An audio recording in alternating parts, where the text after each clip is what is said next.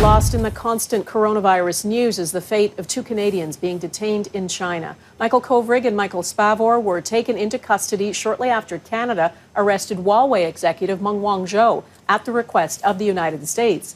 She's still under house arrest in Vancouver, and the two Michaels are still in limbo in a Chinese jail.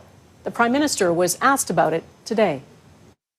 We have seen Chinese officials linking those two cases from the very beginning. Canada has an independent judicial system. China doesn't work quite the same way and don't seem to understand that we do have an independent judiciary from political intervention. We will continue to follow and uphold the independence of our judicial system while we advocate for the release of the two Michaels who have been arbitrarily detained by China in retaliation for a judicial system that is independent in the way it functions. Our Ottawa Bureau Chief Mercedes Stephenson joins me now. Mercedes, what did you make of the Prime Minister's answer? Donna, I found it to be unusually direct. I mean, for the first part of the pandemic, he didn't even mention China.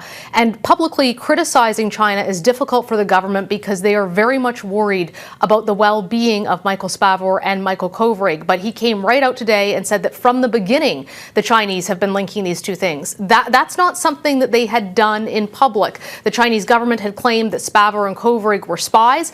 Canadian officials had said that they were being held arbitrarily. Everybody knew that this was linked to Huawei and to the arrest of Meng Wanzhou here in Canada on that warrant for the United States, but it wasn't publicly something that politicians were talking about. So I thought that that was really interesting, and it came after the ambassador made a very direct link in our interview on the West Block. But the government here, while they're being very direct about what the situation is, still has to be very careful because Michael Kovrig and Michael Spavor have their lives on the line. Now, I can tell you that Canada is still actively negotiating, trying to get them out with international partners, but there has been no consular access to those two men since January. When we asked the Chinese ambassador about that, this is what he had to say.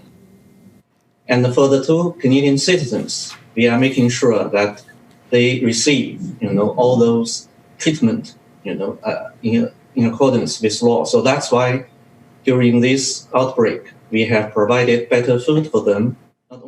Donna, there has not been so much as a phone call or video call for Canada to be able to check on the well-being. The ambassador there saying that their diet has improved, which leaves one to wonder what they were eating in the first place. So Canadian officials are concerned about their well-being. And there's yet another step to come in this drama. On Wednesday, the Supreme Court of British Columbia will release one of their decisions on the Huawei extradition case. But that won't be where the story ends. There is still more before the courts and the possibility that Meng Wanzhou could appeal whatever the court decides.